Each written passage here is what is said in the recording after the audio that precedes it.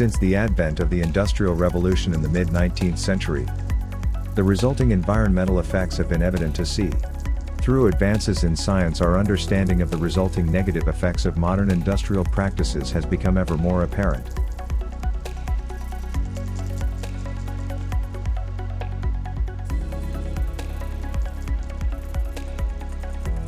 The fight to reduce greenhouse gas emissions has never been more critical.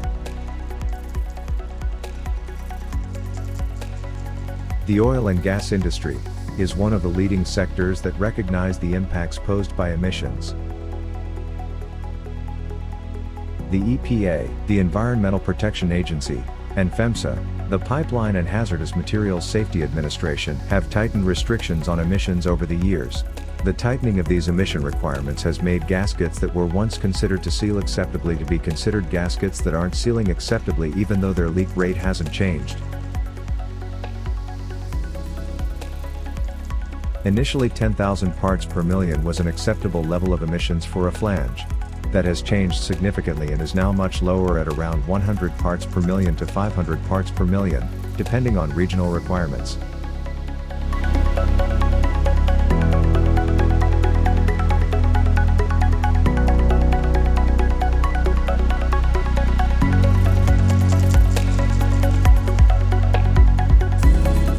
At the same time, oil and gas operators have self-imposed corporate greenhouse gas emission reduction goals and have put timelines in place.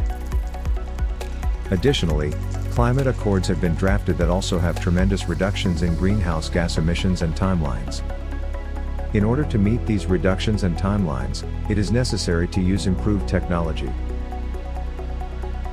The old GRE, or glass reinforced epoxy, isolation gaskets have emission values many tens of thousands and even hundreds of thousands of times worse than new isolation products like GPT's Evolution gasket.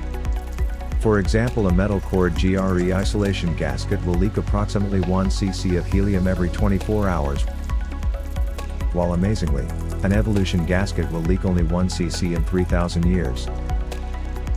Pure GRE isolation gaskets can leak even more than the metal core GRE gaskets. The only way to truly reduce flange emissions is to install a gasket designed to reduce pipeline emissions like the GPT Evolution gasket.